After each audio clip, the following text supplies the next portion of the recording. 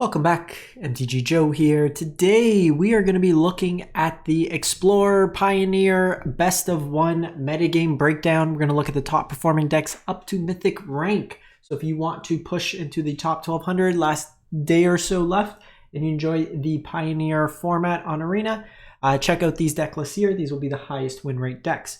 We're going to get this data from Untapped GG, what you see on the screen, companion tool that runs alongside Arena's client. Aggregates user win rates, gives us a whole bunch of cool stats. Link for Untapped if you want to get started with them is in the video description, and I'll paste and timestamp all these deck lists to date. So normally what we do is we look at the metagame breakdown. There hasn't been like a huge amount of games played, like to give us a huge spread, which is kind of funny because then on the flip side, if we look at like small game caps, there's a lot of variety in the format right now. So it seems like there's a lot of varied decks, but not necessarily congregated in singular architects, which pretty much bodes well for the format, I would say. We probably have about like a dozen or so decks we're going to cover today, and I probably could have stretched it to like 15 if I wanted to. But at that point, you start getting really fringe, and the video goes way too long. So we will jump into it. Like I said, timestamped videos in the video description if you want to copy paste. One last thing, folks, we are 39 subs away from 16,000, trying to hit that before the end of the year. So if you enjoy this type of content, we cover pretty much every format on Arena. We get you ready for metagame challenges, for the qualifiers. Hit that subscribe button. It's free, easy, helps out the channel. Trying to hit 16,000 before the end of the year, which would be a cool goal. But let's jump into it. We are going to look today, December 16th through the 30th, so about 2 weeks. 23,000 games, Diamond to Mythic rank. The highest win rate deck is Mardu Greasefang. The rat came back. So this deck has been kind of evolving in recent months. We got a couple new cards from Duskmourn that really helped the archetype. We have Overlord of the Balemark that lets you mill over. It helps you hit your Greasefangs, and then it could be a win condition on its own. We also have Fear of Missing Out. So this is another card that lets you draw a discard. If you're hellbent, just puts a card into your hand and gives you some value there. I would say this mana base is very unique. This is not a refined mana base. What I will do is I will paste in a tighter mana base, something that's just like you shouldn't be playing Savai Triumph, you shouldn't be playing One Fable Passage. So I will update this.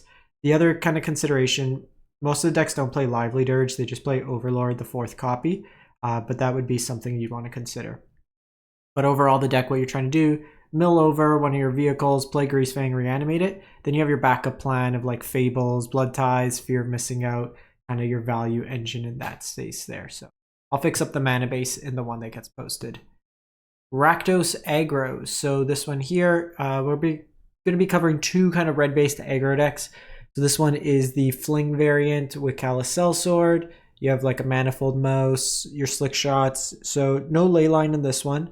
You have Claim Fame and then just a whole bunch of pump spells. You got the Scamps and the Heartfire heroes in here. So try to build up a big creature, fling it at your opponent, kill them that way there. Some notable cards, Titan Strength is a big power boost. Turn inside out, leaves a creature behind. And then you can rebuy and haste creatures. So even after you fling them, you have some redundancy in that respect there. So there's that version of Mono Red. And then there's also this Mono Red Leyline. Similar concepts, a little bit more in. You have your Leylines, the full mouse package, and then just a whole bunch of pump effects. Similar ideas in terms of what they're doing. Notably, this one doesn't have Fling, so it doesn't have that kind of stretch damage. But you're using things like Infuriate here, Titan Strength, Turn Inside Out, like we mentioned. No kind of reanimation effects, so if they're killing your stuff, you could end up with just a handful of Leylines and pump spells. Moving on, we go to Azorius Control, 71%. So some notable things with this deck here, we see a Kutsul's Flanker as well as Soul Guide Lantern. So some main board graveyard hate that has the flexibility in the games you don't need it. So Soul Guide can just cycle, Kusuli can gain you life if needed. Could just be a win con in its own sense. Bunch of cheap counters, removals, Absorb seeing another play just to gain you some life. You have your Emperor to Fairy combo. Sometimes you'll see Sunfall in these decks. Sometimes you'll see Verdict, depending on where the meta is at. Deluge for card advantage as well as Farewell. This version's on a Myrex Fountain Port, Castle, Ardenvale, Hall of Storm Giant. So a lot of kind of utility lands here. Kind of just providing you some value as your main win condition for the most part. Moving on, we go to Selesnya Auras. So this deck's at 60. We'll give it a 69. So this deck here, you got some new cards in Blade Cover Scout. So notably, this gets hexproof. So just something really good to throw auras onto. Very difficult for your opponent to deal with. Light Pause lets you tutor. You have Alpha Authority, so you can give it hexproof. So Light Pause, you tutor for the Authority, give it hexproof, which is nice. Your engine of like card draws Shram, you can put counters with Optimistic Scavenger, and then just a whole bunch of auras. So Audacity, Trample, and Power Boost. Ethereal Armor makes it bigger. Cartouche for first strike in another body. Flying, Vigilance, Protection, Lifelink, kind of removal, all mixed into that. One Selesnya deck to the other, 68% on this. So this is the Coco-esque deck. So this one here has got some interesting choices. Card we don't see too often, Icing Death Frost Tyrant. Probably a little bit of a stretch here. I may not want to play this. It's a 4/3 for 4. You can't Coco into it, which loses some of its like utility. It doesn't trigger Enduring Innocence. So that's something you might want to consider. You could play something like Voice of Resurgence if you want, just against like the red-based deck, stuff like that. It does become an equipment if it dies, and then it lets you tap. But the core of the deck is Elves into powerful 3-drops, stopping multi-spells, counterspell, blink, so you can get it so you can kind of keep resetting Skyclave Apparition to remove stuff from your opponent. You can counter something every turn with Eldrazi Displacer and Aven Interrupter. You have like basically 8 pieces of creature removal. Enduring Innocence draws you a whole bunch of cards as well, and Collected Company finds you all your pieces. So then we're just Selesnya-ing today. Selesnya Angels. So Elves plus Company and then a bunch of 3-drops. So this is pretty stock to like the Angel lists we've seen in the past. Notably good mana base. People love playing forests in their deck that's predominantly like double white, triple white. But Elves kind of gets you accelerated. Your big things are like Righteous Valkyrie and Bishop of Wings. You can outgain your opponent in terms of lifelink. You can surmass a huge army. Depending on how popular the deck is, the mirrors can be quite an annoying thing to do. The Ajani 4 mana, where if you have 35 or more life, is usually the mirror breaker, but against other decks it's not as good, so it's something to kind of consider there. If you're running into a lot of Angels, that's one of your mirror breaker cards. If not, it's just the life totals are always like 400, and someone eventually decks out or something. So Atarka Gruul, Bushwacker Gruul. So we got some new cards here, most notably Reckless Bushwacker. So this card here has Surge. So cares about you casting 2 cards in a turn, and if you paid Surge cost, it only costs 2 mana, and all your other creatures get +1/+0 and haste. So you plot away stuff like Aloe Alchemist, which can give a boost to a creature that turn anyways, or the Cunning Coyote, which if it enters, another target creature you control gains haste, or Burning Tree Emissary. So it lets you kind of multi-spell in a way. You have a Atarka's Command that for the go wide board to give an Anthem, burn, protect, life gain, and then just some like cheap creatures, some Monstrous Rage, Play with Fire, mono in here. You might want Burst Lightning over Play with Fire here. It's just added upside really, extra damage in terms of stretch opportunity, and then some Bone Crusher Giants mixed in. Rakdos Demons, so 67%. So this deck here has got the Archfiend and Unholy Annex from Standard. You have Slasher, Sheoldred, some Fables in here with Blood Tithe, and then your Fatal Push, Thoughtseize, Duress package. A lot of cheap removal kind of mixed in, so just killing everything from your opponents, sticking a threat, and then kind of going to town there. You'll notice with Mutavault here in the mana base. Mutavault allows you to activate it. You can pay 1 mana and then just activate it itself.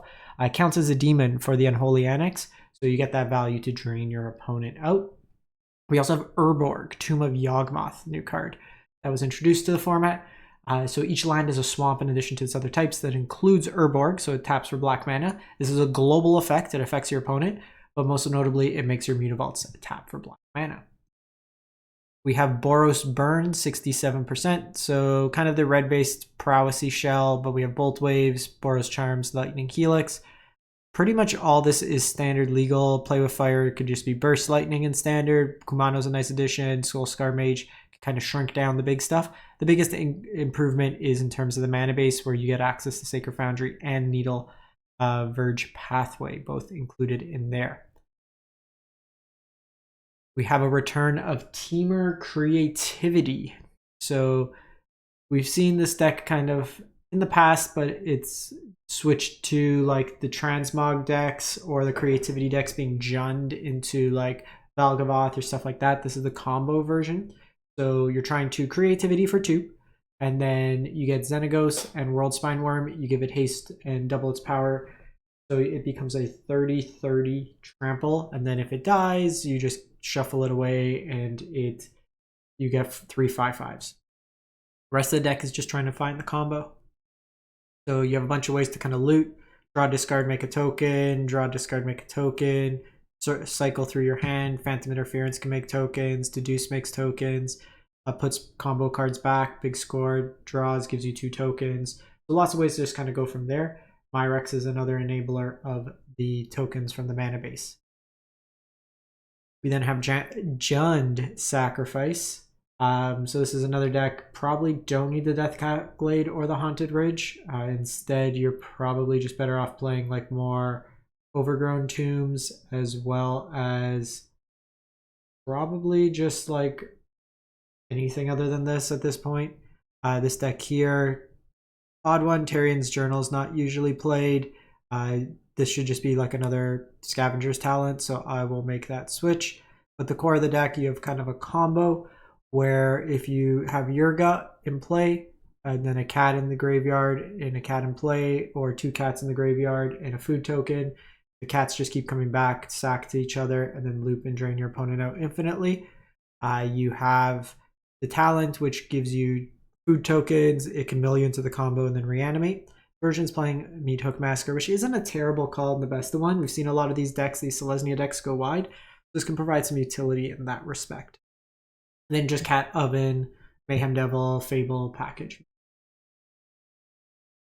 Dimir Rogues, Dimir Ninjas, Dimir Tempo. So this deck here is leaning more on the rogue side. So we do have Thieves Guild Enforcer, Soaring Thought Thief, and then the Fairy Mastermind also happens to be a rogue. Blood Pit's Drowner, not a rogue, but rogue-esque in terms of its kind of tempo-oriented plays. You cheat out your creature, you cheat out Kaido through these cheap evasive creatures, and then you get the kind of ninja value out of it. There's notably no Mutavault in this one. Sometimes you'll see these decks play Mutavault, which could be good. Enduring Curiosities, Card Draw Engine, Drown in the Lock since you're milling, then just a bunch of cheap interaction plays mixed in. Izzet Phoenix, 59%. So it looks like with this version here, they went back to the Ledger Shredder. Now, notably, you can use the rare version from Capenna. You don't need to use the mythic version. This deck here was doing rough for the last couple of weeks. They switched to the Artist Talent, but I feel like that was all in on the Phoenix, and it did play a little worse into the more aggressive decks. Ledger Shredder can be a nice stonewall and then helps you loot early, but the core of the deck, draw, discard stuff, put Phoenix into the graveyard, cast 3 spells, get it back for free. Proph's Edict also can kind of throw a bunch of counters on like a Picklock Prankster, Ledger Shredder, those types of effects. From a sequencing, this goes on the stack before the Phoenix comes to play, so you don't get that exact turn. Treasure Cruise continuing to draw you 3 cards for the last deck. This is Lotus Field, so 59%. So this is the kind of Simic-y version. So Sultai if you pinch, or even Bant. But the core of this deck, you have Lotus Field.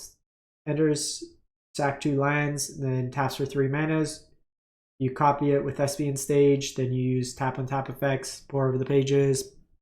Vizier, Hidden Strings, always to generate excess mana. You can tutor for your lands with Archdruid's Charm or Sylvan Scrying. This version's got the Arboreal Grazer to kind of ramp you up early and can be a protection effect in the sense of just blocking. So you have Beza for some life gain, temporary lockdown as removal. You have Dark Petition that can tutor you and then give you extra mana. The core of the deck, try to get Omniscience into play, and then through like Lier or Emergent Ultimatum, recast stuff, generate a whole bunch of mana. The Emergent can get the Omniscience, but you eventually use Fae of Wishes, or I think this version's only on because this can only tutor. So sometimes you'll see Mastermind's Acquisition or Wish out of the red versions. But with this here, you would just Fae of Wishes into your sideboard, and you get Approach the Second Sun, which would be your win condition. So approach, and then you cast it again through just drawing cards, stuff like that. You can also have Lair of the Hydra as like an alternate win condition in this. That's it for the week. Let me know if you've been playing, what you think of the new format with the new cards in. And like I said, if you haven't subbed yet, what are you doing? It's free, it's easy, it helps out. And we could hit 16,000 by the end of the year. So greatly appreciate it if you can. If we don't catch you before, Happy New Year, stay safe, and we'll see you next time.